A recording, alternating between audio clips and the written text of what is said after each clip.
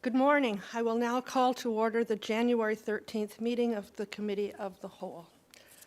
Are there any declarations of interest from members of Council?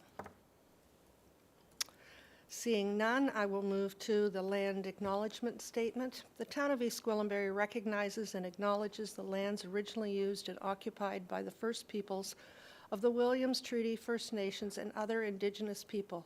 And on behalf of Council, I thank them for sharing this land. We also acknowledge the Chippewas of Georgina Island First Nation as East Gwillimbury's closest First Nation community and recognize the unique relationship the Chippewas have with the lands and the waters of this territory. They are the water protectors and environmental stewards of these lands, and we join them in these responsibilities. Item D is community announcements. Are there any community announcements from Council? Not seeing any, I will move along to item E, which is deputations. There are none at this time. Item F is presentations. We have none at this time. I am at item G, corporate services, with Councillor Carruthers in the chair. Thank you, Madam Mayor, and Happy New Year to everyone. We have just one item under corporate services today, and it is our corporate services report on animal services appointment bylaw amendment. I'm going to turn that over to General Manager Gandhi to take us through that. Thank you. Through you, Madam Chair. This is an administrative report, essentially providing for us to put in place the animal services appointment for the individual who works out of the town of Aurora through the arrangement that we have with them. It's simply administrative. I welcome any questions. Thank you.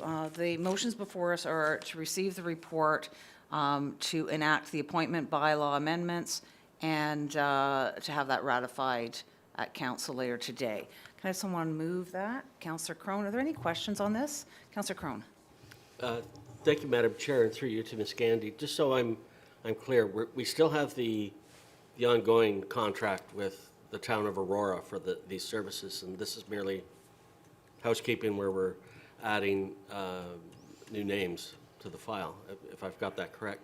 I'm just wondering if seems routine, and is this something we could just delegate to staff so that you, I mean, I don't think I need to be involved in this every time, we have turnover in staff. So I'm just wondering if we could maybe help you folks out a little bit and speed things up a bit. Could we, I see some nodding heads here, so I'll shut up and let you answer. Go ahead. Through you, Madam Chair, you had the exact same questions I did. So we are working with the Office of the Clerk and legal services team to see what we can do to make sure that happens. It is seeming to be quite administrative in nature. So thank you. We will follow up with Council accordingly. Very good. Thank you. So we'll expect to see something back on us being able to delegate authority or not for whatever reason. And then if that was the case, Council would just get a memo saying the personnel had changed. Excellent. Okay, Councillor Lahey, go ahead. Thank you very much. I think my fellow councillor.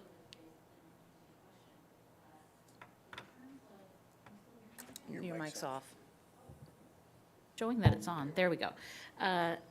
In terms of delegating decisions to staff members, with regard to, this is possibly a legal question that that our town solicitor will be looking into.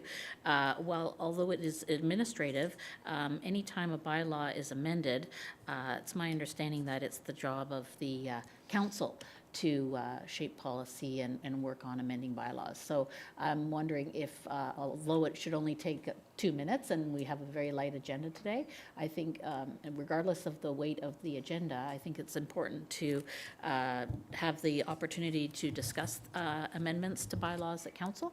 And I hope that that would be taken into consideration when trying to plan to put decisions into the hands of staff rather than into the hands of council. So that's just a general comment I would like to make outside of receiving this appointment bylaw amendment today. Thank you. Thank you. Any other comments on the motions before us? Seeing none, all in favor?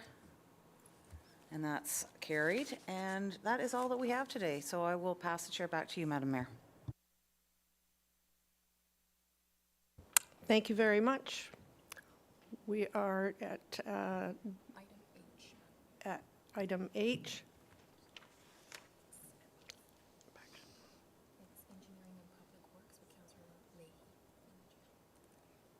There we are. Engineering and Public Works memo, Safer Streets Program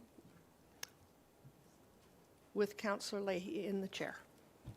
Thank you very much. Through you, Madam Mayor, we have 2 items on the agenda today under Engineering and Public Works. The first one is an Engineering and Public Works memo, fill bylaw update, and I'd like to ask for a mover of this, Councillor Johns, and ask our General Manager, Mr. Molinari, to give us a little update for us to discuss. Thank you.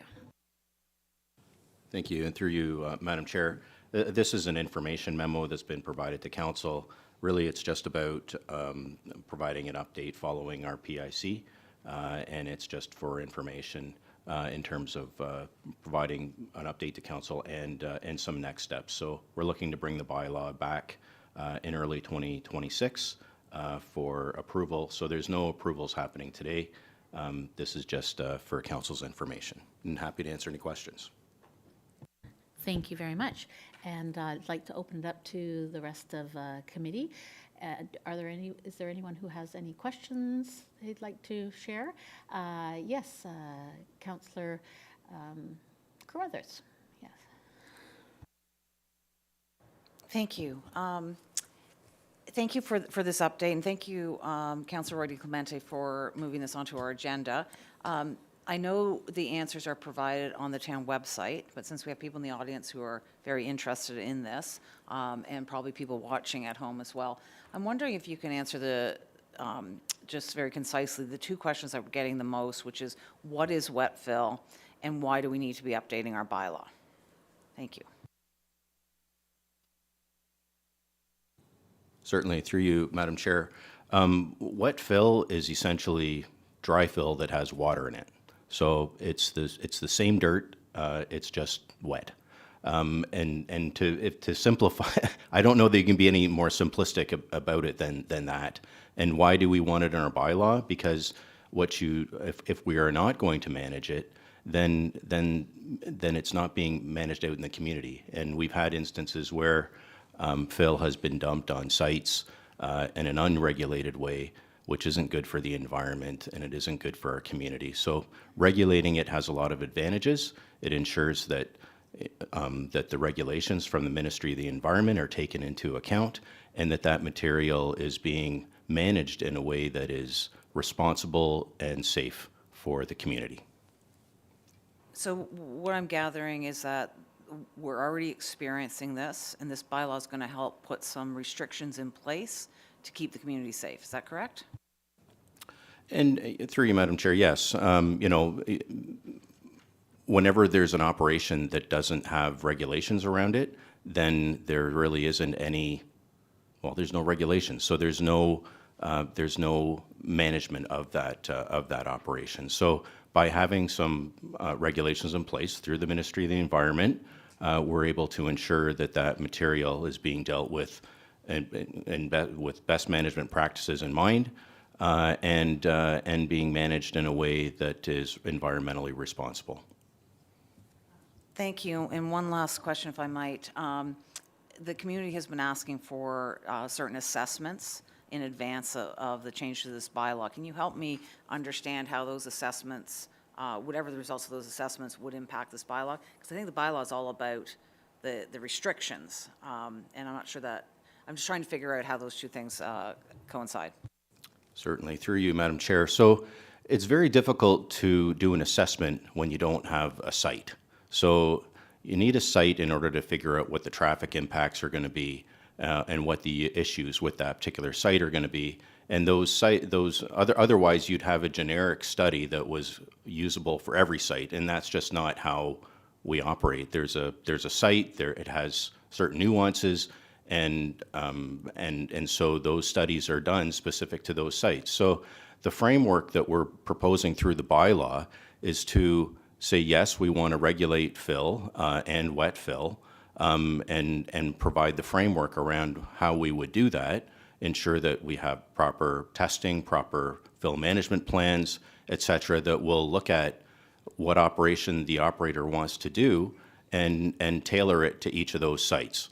And there would be environmental reports and studies and traffic reports, et cetera, that are site-specific that would go along with each of those, that, you know, when it came time for that operator to get a fill permit or to approve that fill site, that we would consider as staff, and then we would provide a recommendation to council once staff were satisfied that it met the requirements and was going to be a good functioning site. Then those would come to council for adoption and approval of that particular program. So it's really premature at this point to be doing studies on a site that we don't know where it's going to be.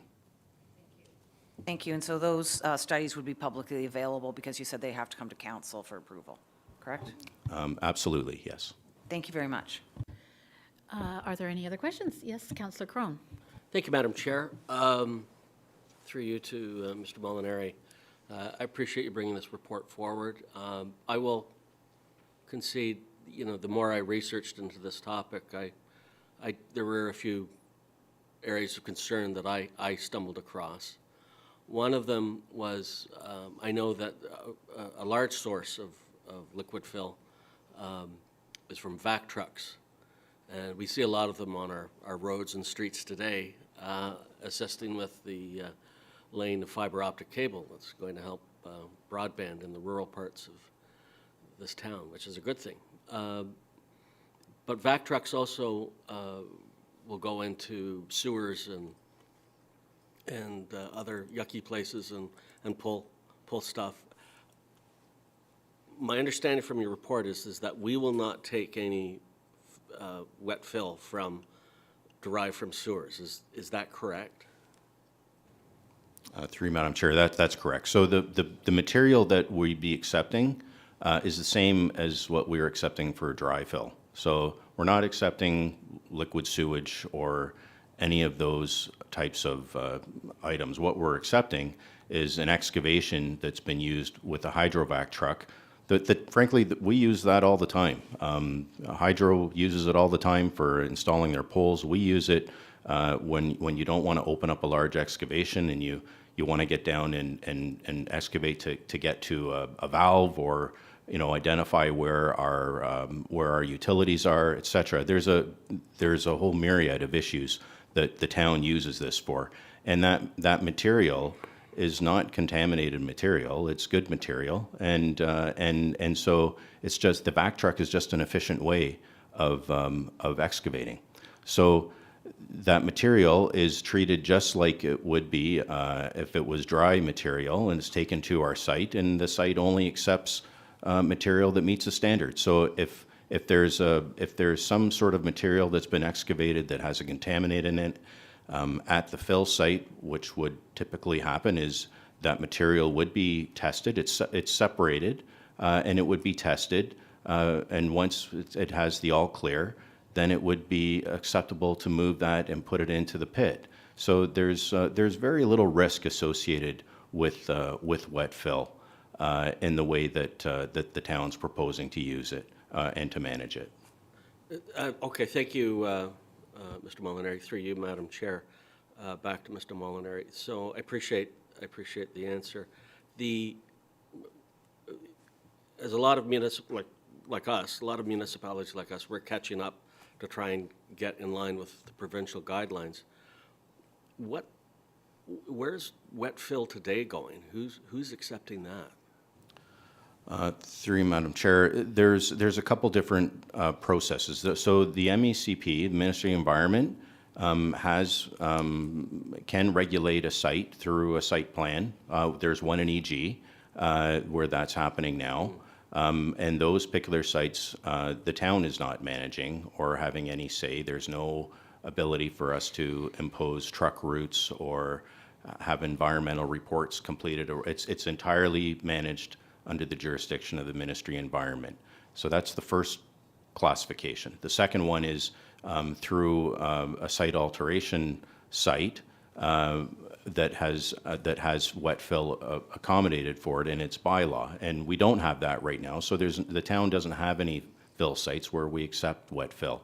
So with a potential bylaw change, subject to council's approval, there may be some sites in AG that may wish to modify their operation to allow for wet fill.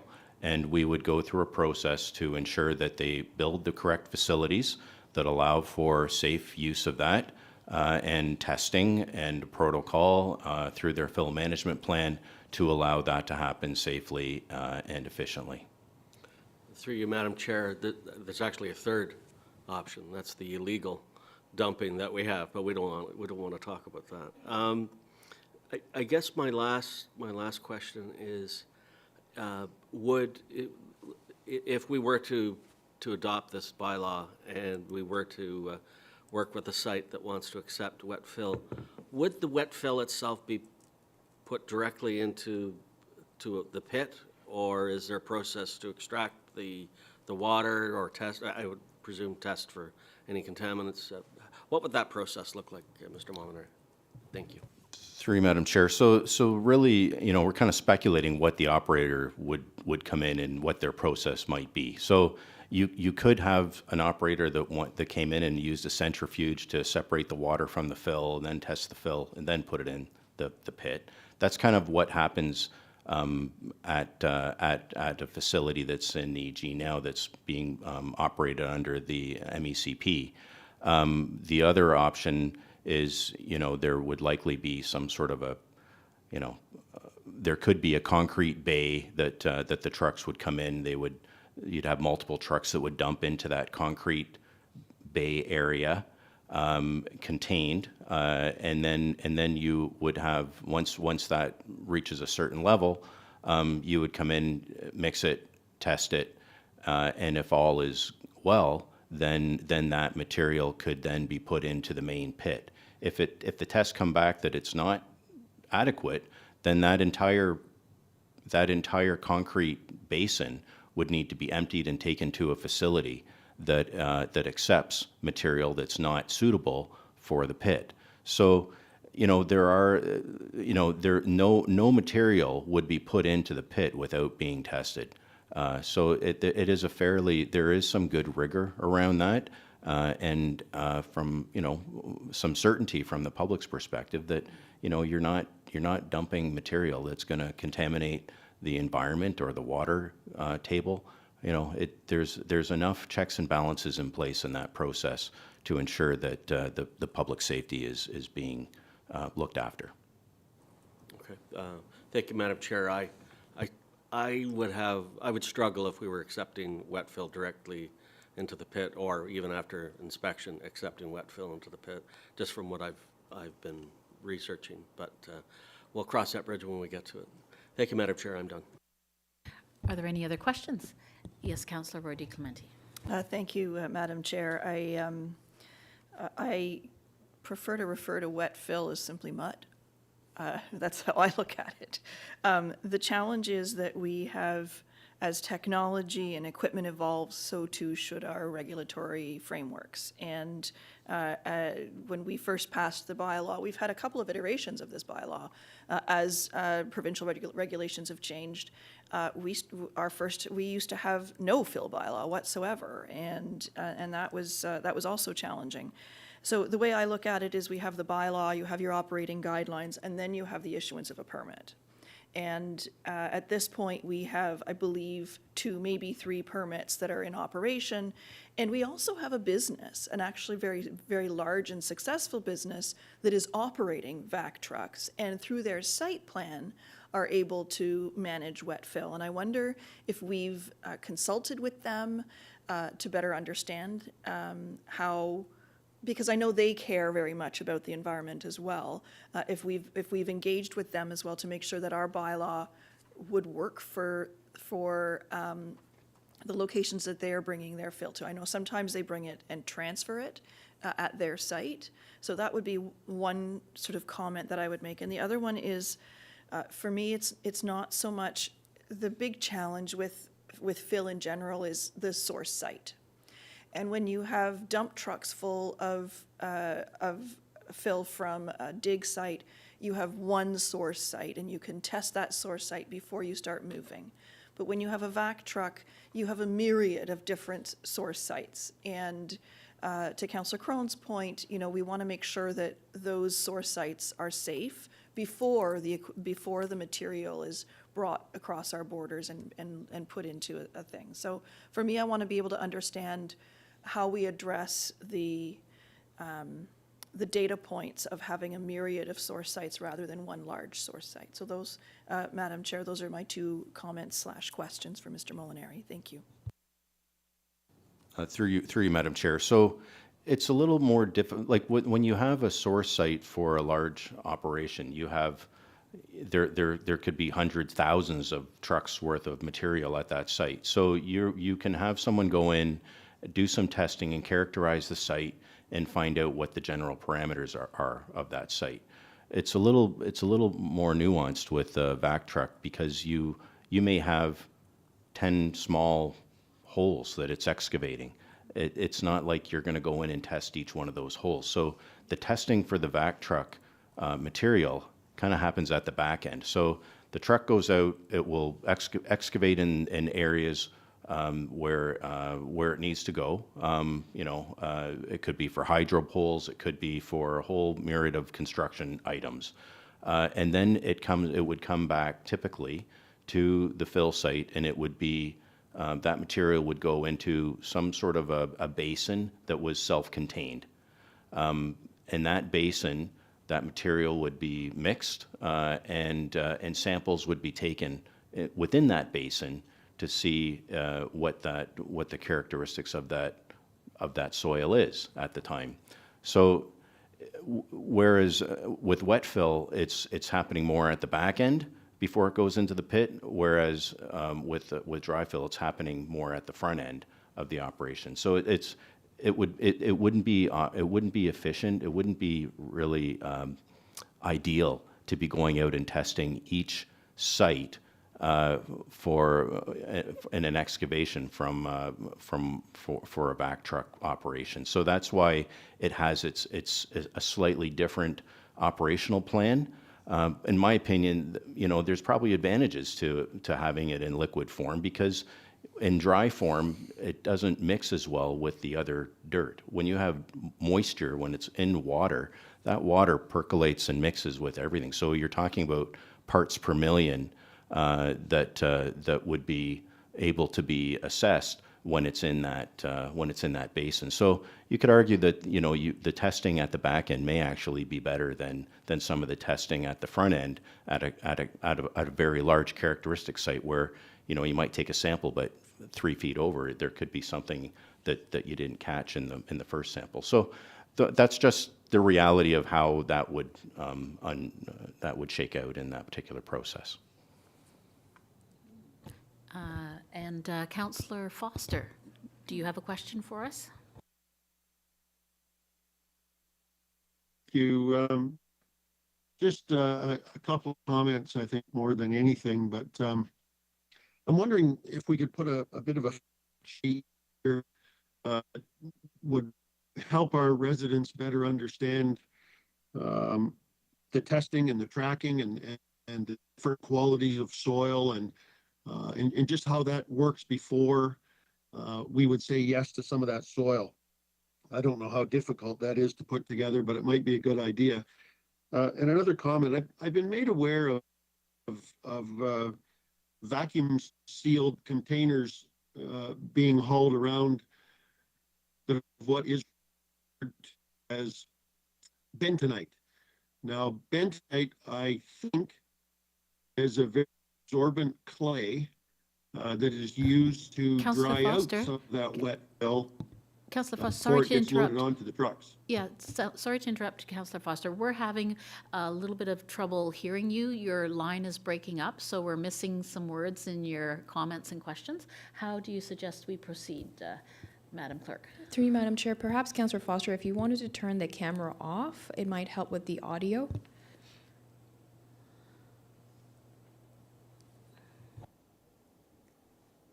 So Councillor, I had mentioned, is that any better? it's Perhaps, yes, please proceed, and we'll try it again. Thank you. Yeah. So I mentioned maybe it was possible to put a fact sheet together that talks better about trucking and the testing and the different qualities of soil that we may or may not accept. The other thing I wanted to mention was there are trucks around with vacuum sealed containers on the back that is referred to as bentonite. And I believe bentonite is an absorbent clay that's used to dry out some wet fill. So is it possible that we'll be receiving wet fill that's already been dried out? And I'm wondering if that changes anything.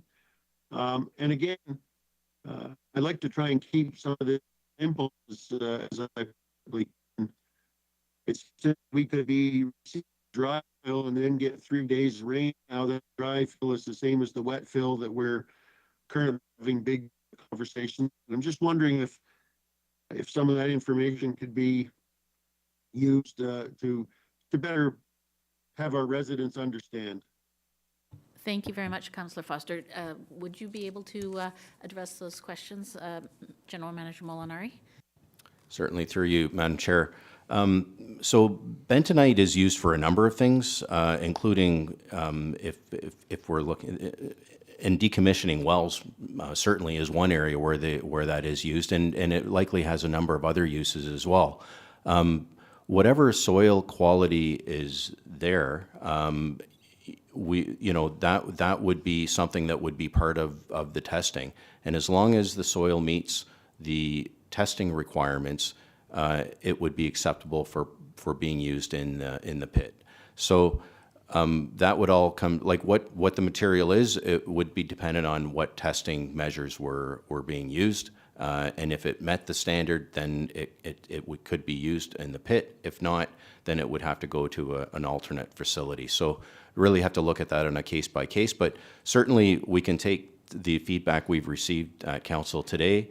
Like we have in the past, we have a very robust website that deals with this. We'll take a lot of these comments and we will see what we can do to update the website to provide some more clarity on some of the items and ensure that we have this as detailed as we possibly can. Thank you very much. Are there any other questions? Councillor Johns. Thanks, Madam Chair. Through you to Mr. Molinari, the two councillors made reference to other wet fill sites that are all, and one other wet fill site that was already within East Gwillimbury, but not under our regulation. Who is that and where is that? Through you, Madam Chair, that's AJ Vac Works. That's on Mount Albert Road. They came to us with a site plan, but it's the site itself is being managed and regulated through the MECP.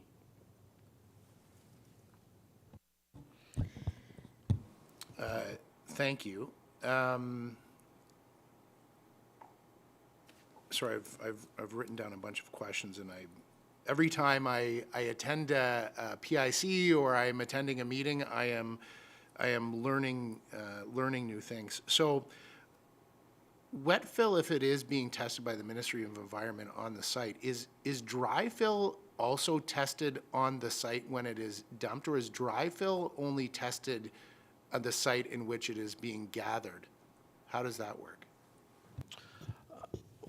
Through you, Madam Chair. So I can't speak for what the MECP's process is, but I can speak for our process. And if it's part of our process for dry fill, because we don't accept wet fill at this point in time, that soil is tested at the source site. So usually it's a fairly large source site with hundreds or potentially thousands of truckloads worth of material that's going to be moved. So that material is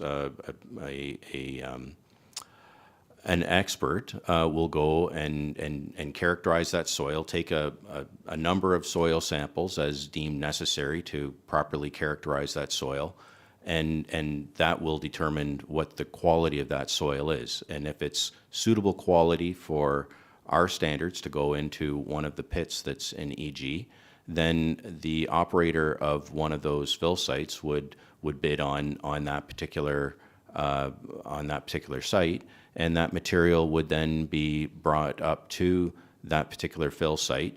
It would be deposited at the site. It would again be tested, and then once the results of that testing were in and were acceptable, that material would then be deposited into the pit. So there's checks and balances at the source site, and there's checks and balances at the receiving site before it actually makes its way into the pit. Thanks. Through you, Madam Chair, a question regarding vac trucks and regulations. I recognize that the wet fill could come from vac trucks, boring slurry, or geothermal slurry. Is there provincial regulations on where the vac trucks need to get access to their water for this work, or can they just get it from anywhere? Through you, Madam Chair. So typically, the vac trucks will either use clean water or they'll recycle their water, because that operation uses a significant amount of water in order to do the work. So oftentimes they will reuse that water for future projects. Regardless, that water is once it is dumped at the fill site, it would go into a reservoir and would be tested before it is allowed to go into the pit. So there's testing of all of those items before it's dumped. Thank you very much. Are there any other questions? I have a couple of questions of my own, the pits in East Gwillimbury are primarily, they're focused in Ward 3, which is Mount Albert in the rural area, and my understanding is that the rice pit on McCowan has been closed and inactive for a couple of years now, but that MAP is actively working even today, allowing between 7 a.m. and 7 p.m. Filling of a pit. So I have three questions. One is to do with the trucks. You mentioned earlier in this conversation, you mentioned truck routes, and I've been monitoring comments on social media as well as speaking in person to residents and taking phone calls and answering questions. And there is a grave concern about the number of trucks on the road, with potentially in the future, whatever the timeline may be, years down the road, but there is the potential for 900 trucks to be on certain truck haul routes on our roads within East Gwillimbury. So could you speak to the potential impact of increased truck traffic and how we would manage potentially 900 trucks on the roads? Thank you. Through you, Madam Chair. So 900 trucks on a local road is a lot of truck traffic. 900 trucks on a regional road that's meant for goods movement, et cetera, is not a whole lot of traffic from a regional perspective. And having fill pit locations that accept material in close proximity to where the work is originating provides for an efficient means of having a place that's in close proximity to be able to minimize truck flow through this community and other communities. So having a number of fill sites in locations that are close actually minimizes the overall traffic impact of these operations. So, in our particular case, we also have the ability of managing the truck route. So if there are residential communities that are in close proximity to some of these pits, such as in the town Holt, we have the ability to address the truck routes to minimize some of those impacts. So that is one of the advantages of being able to have those fill sites managed by the town, because we have that ability to impose some of those trucking restrictions. But from a total volume perspective, 900 trucks on a regional road is not a significant amount of truck traffic. Well, thank you very much for that, that response. We'll digest that in terms of, of people's concerns.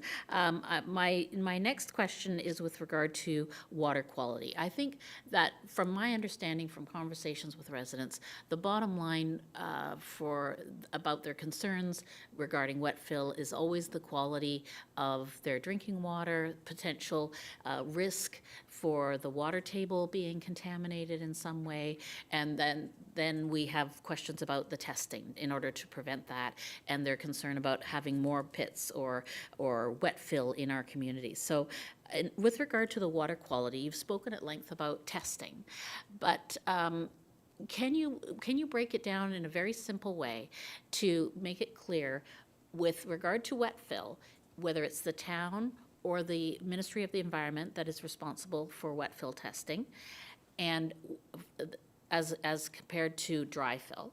And what assurances can be given to the residents who live near these pits, and for all residents of East Gwillimbury, that the water quality is not at risk? Through you, Madam Chair. So in terms of the testing, we have spoken about that at length, so that there's testing, significant testing of that material before it is permitted to be put into the pit. NEG, we also have a number of, there's a belts and suspenders approach, so materials tested before it goes in, so all the material should be fine in that particular case. We also require monitoring wells in our in the fill pits. In some cases, in the center of the pit, and as well as around the perimeter of the pit. And what those monitoring wells do is they're able to measure the groundwater and take samples of that groundwater to understand if there's to really warn if there's any contaminants that are migrating off site. And in the case of the monitoring well that's in the middle of the site, if there's any contaminants within the site before it even migrates off site. So, we have those monitoring wells in place now. They're sampled regularly, and as a result, we'll know if there's an issue from the monitoring well that's in the middle of the site. We'll know right away if there's an issue that needs to be addressed before that material migrates off site. And you also have the monitoring wells on the perimeter to be able to understand if any of that material has, if any of those contaminants are then starting to migrate off site. So with that, we've not had contamination in those monitoring wells, but those are kind of the belts and suspenders approach, whereby you test. There's lots of testing. Testing at the beginning, you test before you put it into the pit, and then there's testing, follow-up testing, to make sure that what you tested is actually in fact clean, and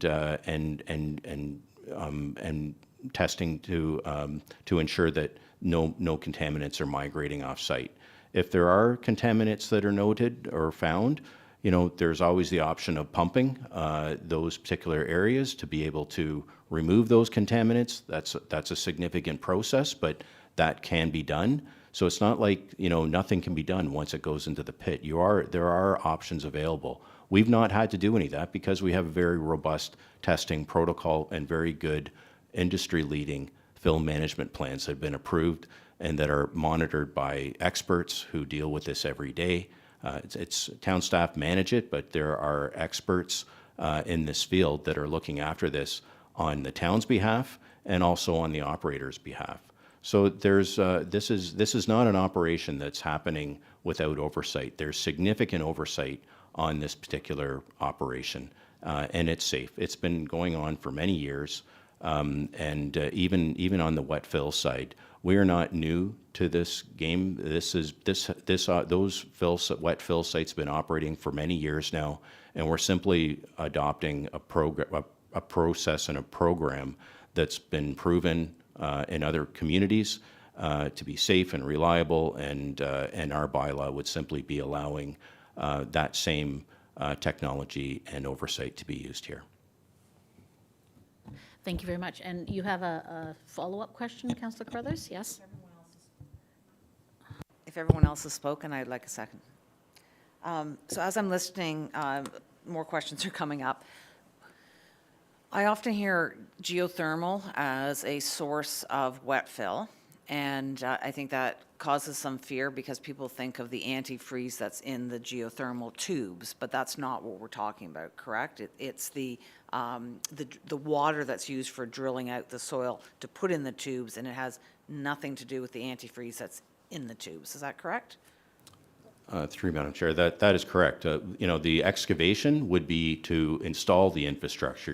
You wouldn't be going in with a vac truck to remove that material. It would be to install it in the first place.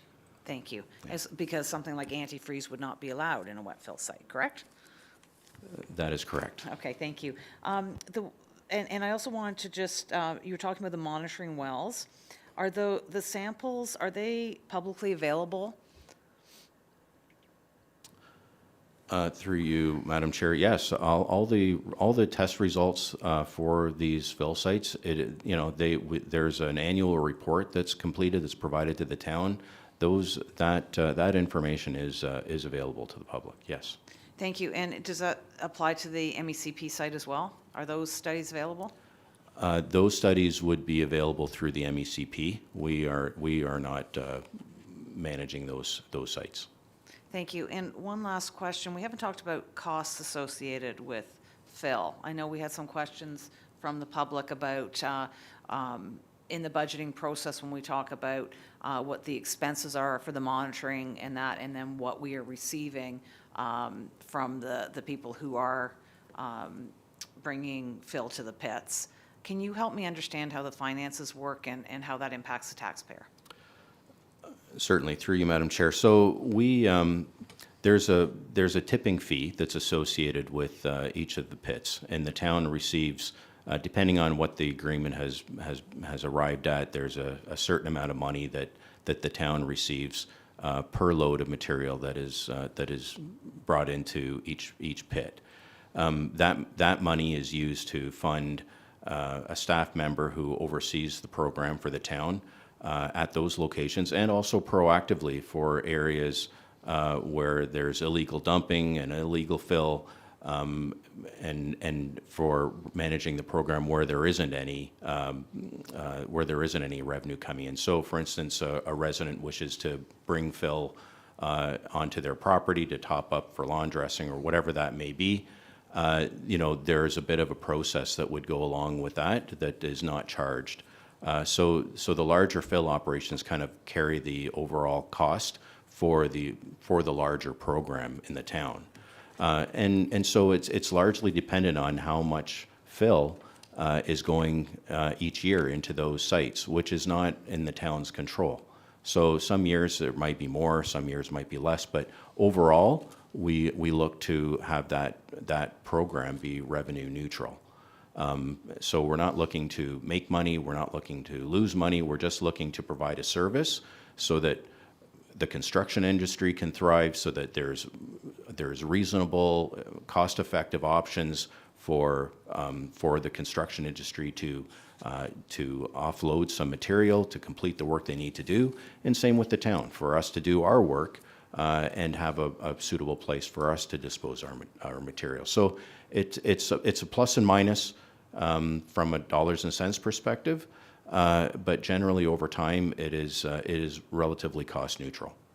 Thank you. Perhaps when the fill bylaw comes back, we could have a report from finance that would show us sort of a 5-year, 10-year average or something, so we can get a sense of that it is actually cost neutral. Because I think this year there was a loss, but as you say, we can't control how many people are depositing fill, and we're not going to cut a staff salary because there's not as much fill going in, right? So if we could get a sort of longer term picture, just very high level of revenue in, revenue in, expenditures out, that would be very helpful. Thank you. Any other questions? Yes, Councillor Johnson. Thanks, Madam Chair. Just a follow-up. So the wet fill site that is currently operating, not us regulating it, how long have they been operating with the wet fill site specifically. I just went online and checked, and I saw that they've been in business for over 20-plus years, but how long has the site been operating in East Gwillimbury? Through you, Madam Chair, I don't have the exact number. It's years. It's at least 5 years. It could be 10 years or more. So it's been a considerable amount of time that they've been dealing with the vac trucks and the wet fill. So in follow-up to that, you said that they needed to come through us for site plan to do that. So if I went and did research and looked for the site plan, that would give me the date? Through you, Madam Chair, that's correct. I believe it's in the 5 to 10 year range. Thank you very much. Yeah. Thank you very much. And so I have one last question, and I appreciate the questions about the financial situation right now, and we certainly don't want to be losing money. But although I recognize it's not a revenue generator, and we don't want it to be a revenue generator. So I think it would be a good exercise to understand what measures we could take in the future if in order to charge those construction companies at least sufficient to cover, so that we're not seeing a shortfall. So my last question is with regard to timelines. So today we're being asked to vote on receiving this update from Engineering and Public Works. So if in the future, in terms of there's going to be an actual vote on a draft bylaw, so when will that come forward to us? And further to that, when will we potentially be looking at approving permits and site plans? Thank you. Through you, Madam Chair. So for the first part, in terms of when do we propose to bring the bylaw forward, we would expect that would be sometime in Q1 2026. And in terms of when would we be seeing someone come forward with an application, that's really up to the industry. I don't really know when that would be, but we would be ready once the bylaw is approved, if council wishes to do that. We would be ready to be able to accommodate them when they did come in. So just for clarification, Mr. Molinari, it could be years potentially. How long would the process take if we were approached by someone who wanted to get a permit to put wet fill in East Gwillimbury? Through you, Madam Chair. So there would be a process there'd be a public process. There'd be a fill management plan that would have to be updated. So there's some rigor around what they would around their operation, what that would look like. And once we were satisfied with that they were providing us with a reasonable plan as to how they were going to undertake that wet fill operation, then we would bring that to council for approval. Thank you very much. Oh, okay, a couple more questions now. Councillor Roy-DiClemente? Yeah. Oh, sorry. Thank you. June 2015 was when the site plan came in for A&J VAC Works, and there's several reports online. I just wanted to comment as far as future sites. There are a limited number of locations in East Gwillimbury where a commercial fill operation could take place. I believe they're in our planning documents, but they're generally ex-gravel pits that are being rehabilitated. So the license to extract under the provincial legislation has been relinquished, and then the owner could potentially request to have it. But there are very few sites that are even eligible to be a part of a part of a commercial fill operation. So at this point, really what we're doing is we are trying to regulate what's happened in the industry since we've passed our original fill bylaw, so that we are modern, up to date, and have the tools to regulate what is a challenging environmental issue. Thank you. Yes, Councillor Johns. Thanks, Madam Chair. I just wanted to clarify something. In your question that you posed, the general manager, you spoke about approvals, and then you said when a site plan would come forward to us for approval. It's my understanding this council does not have the ability to approve site plans. That would be staff that would have the ability to do that. But for clarification purposes, Councillor Roy-DiClemente, you just brought up June 2015. In June 2015, would it have been council that approved site plan and thus approved a wet fill site already within East Gwillimbury? If I may, Madam Chair, to respond. So there were significant questions, and there was a requirement at the time to address that concrete basin because for that very reason, we did not want to be, we wanted to make sure that there were regulations in place to allow for the vac trucks to be able to operate, for them to be able to discharge their material, and we were assured that it was being done under the regulation by the province. But for us, a site plan is really only where does that concrete container go, not how is it operated. So it's about where things go on the land, not necessarily how the business operates. Understood. I was just simply looking for clarification if council in 2015 had the ability to approve site plan of a wet fill site in East Gwillimbury, and the answer is yes. And now our body does not have the ability to approve site plan under the current provincial regulations. Thanks.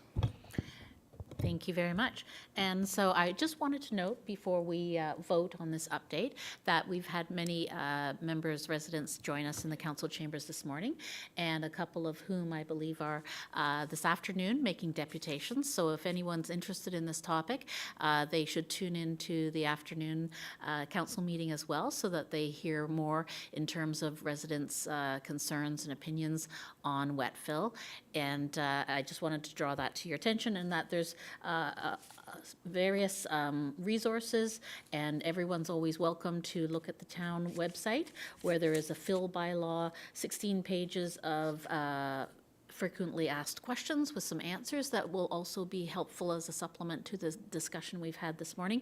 And members of the public are always welcome to connect with the councillors' staff and submit correspondence and make deputations on this matter as we move forward in Q1 with considering this new bylaw.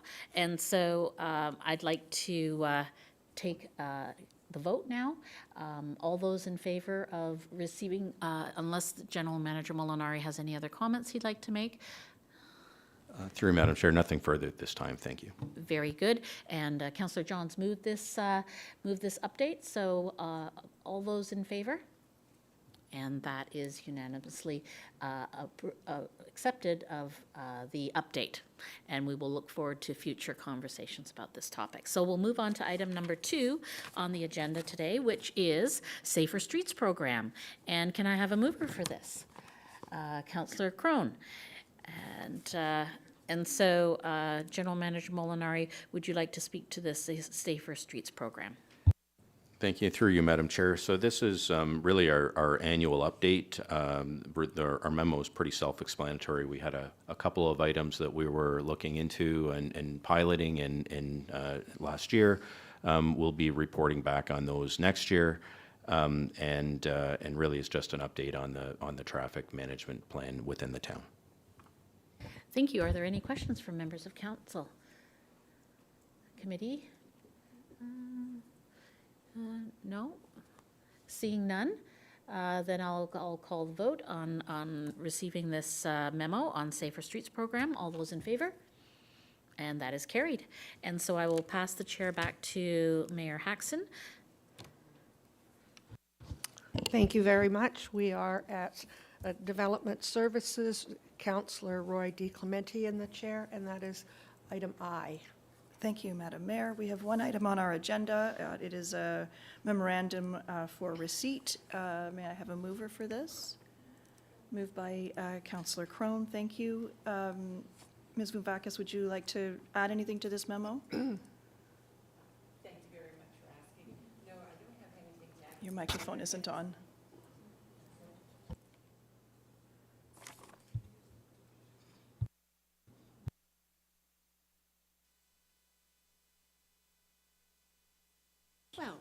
I'll try this one. We'll go over here. My stellar debut with a mic that doesn't work for me.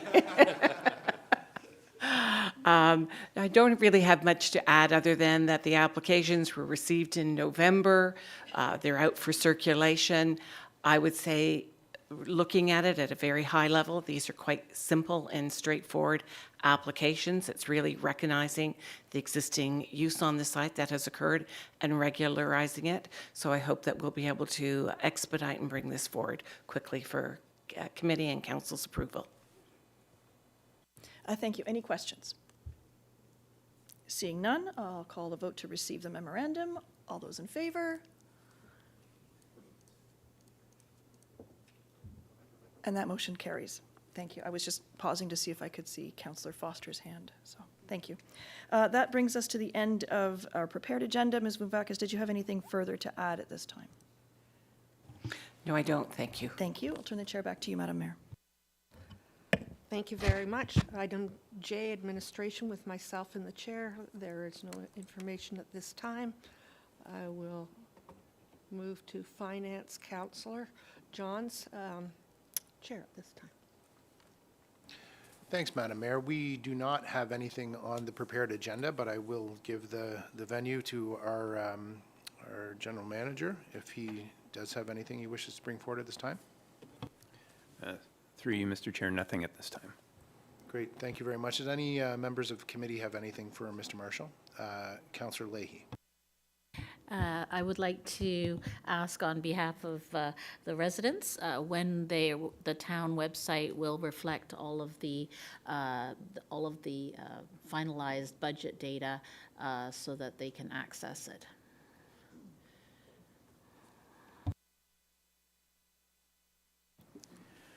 So through you, Mr. Chair. So there are over 27 amendments to the budget, and so we're working through those to make sure that they have been captured in the summary, and that should happen in the next week or two. Thanks. Any other questions from committee for Mr. Marshall? Seeing none, Madam Mayor, I will pass the chair back over to you.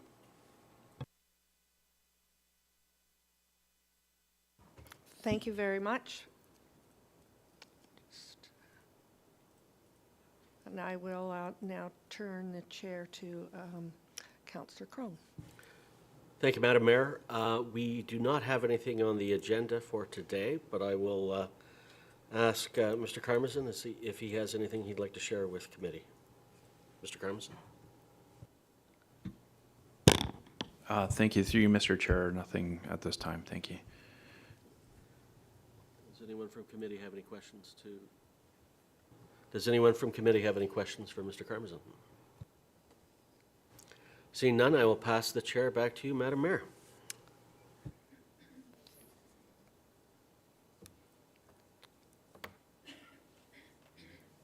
Thank you.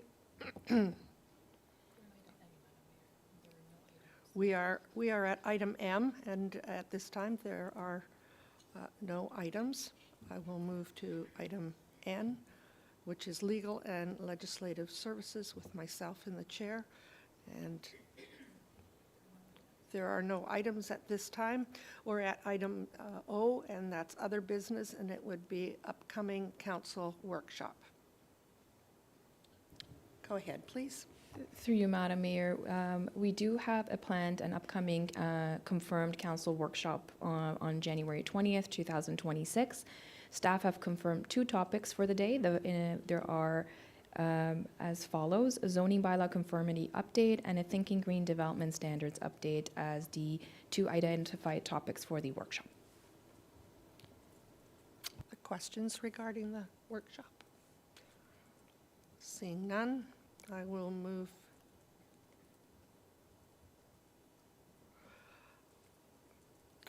We're at item P, and that's our adjournment moved by Councillor Lahey.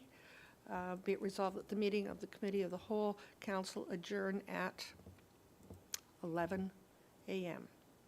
All in favor? And that's carried. Thank you very much.